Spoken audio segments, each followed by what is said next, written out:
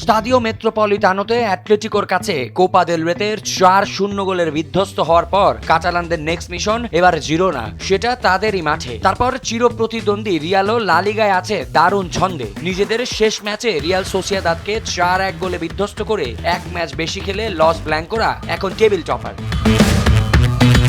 তাই সোমবার রাতে জেতা ছাড়া কোনো উপায় নেই ফ্লিকের শিষ্যদের। সেই লক্ষ্যেই প্রস্তুতি সেরে ফেলছে ডিফেন্ডিং চ্যাম্পিয়নরা। তাই তো ইয়ামাল রাফিনারা কোমল বেঁধে নেমেছে নিজেদের সেরাটা দেওয়ার জন্য। জার্মান ট্যাকটিশিয়ান জানেন যে ভুল করলে চলবে না, পুরো 3 পয়েন্ট নিতে হলে ভালো খেলে জেতার কোনো বিকল্প নেই। আর নিজেদের শেষ পারফরমেন্সটাও হয়তো ভুলে যেতে চান এই জার্মান মাস্টার মাইন্ড। সবচেয়ে জরুরি বিষয় হলো সেই সব দিক যা আমরা চাইলে পরিবর্তন করতে পারি। আমরা আমাদের মান বাড়াতে পারি, খেলার ধরনে পরিবর্তন আনতে পারি, এমনকি আমাদের দৃষ্টিভঙ্গি বা মানসিকতাও বদলে ফেলতে পারি। আমাদের সির্ফ আরো ভালো খেলতে হবে। আপাতত এটাই আমাদের একমাত্র লক্ষ্য।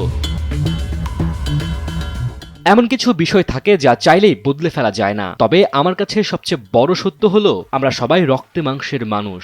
আমাদের ভুল হবেই, আর সেই ভুল থেকে শিক্ষা নেওয়াটাই সবচেয়ে জরুরি। পরের বার সেই ভুলগুলো শুধরে নিজেদের আরো উন্নতি করাই হবে আমাদের মূল লক্ষ্য। হারের স্বাদ ভুলে লা লিগার শিরোপার লড়াইয়ে নিজেদের শীর্ষস্থান ধরে রাখার মিশনে সোমবার জিরোনার মাটিতে মুখোমুখি হচ্ছে বার্সেলোনা। লিগের সমীকরণে কাতালানদের জন্য এই ম্যাচটি অত্যন্ত গুরুত্বপূর্ণ। একটি হার হতে পারে চিরপ্রতিদ্বন্দ্বীর কাছে শীর্ষস্থান হারানো।